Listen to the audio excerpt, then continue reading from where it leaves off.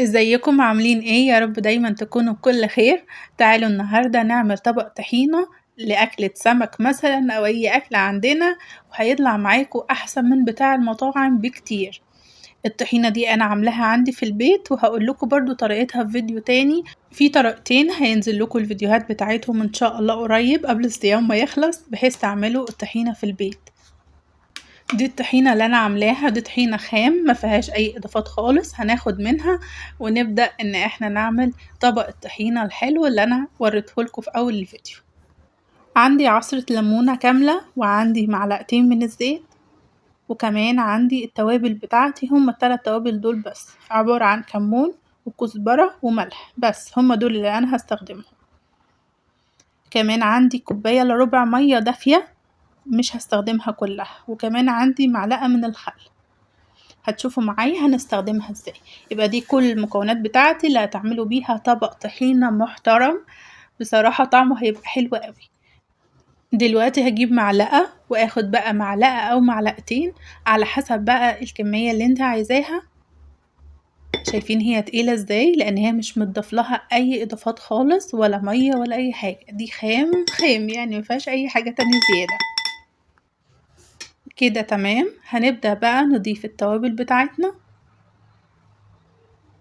ونضيف الخل،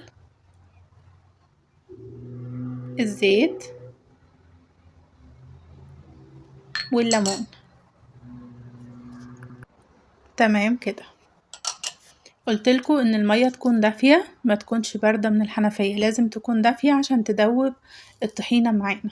هنبدأ بقى ندوبها كده في الاول، بعد كده ننزل بالمية واحدة واحدة.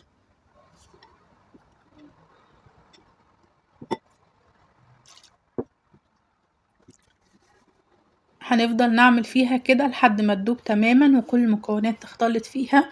هتبدأ بقى لونها يبقى فاتح معاكم شوية، وكمان هتبدأ تتقل معاكم. لو انتوا شايفين الكمية دي تمام تمام، عايزين تزودوا تاني ممكن تزودوا طحينة تاني وتزودوا عليها مية.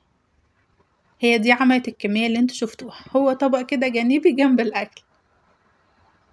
شايفين السمك بتاعها كويس، ولا هو تقيل ولا هو خفيف. وكمان لما تتحط في التلاجة شوية عقبال ما نكمل باقي الأكل بتاعنا، هتلاقوها بقت تمام، وتلاقوها مسكت نفسها كمان. بس كده يا ستي، ادي طبق طحينة عملناه على السريع وعملناه في البيت. طعمه حلو وشكله حلو، وهيشرفك لو عملتيه قدام ضيوفك كمان في اي اكل تعمليه. حلو قوي جنب شوية سمك حلوين. في طريقة حلوة جدا جدا للسمك نزلتها على القناة، هنزل لكم اللينك بتاعها تحت الفيديو ده. هتشوفوه وهتقولوا رأيكم فيه، واوعدكم بجد هيعجبكم جدا جدا، لان طريقة السمك دي حلوة قوي وجديدة جدا، وهتعجبكم جدا جدا. ما تنسوش لو انتم مش مشتركين في القناة اشتركوا فيها، وتابعوني على البيج على الفيسبوك، وهنا على القناة اسمها موضوع مختلف. باي باي.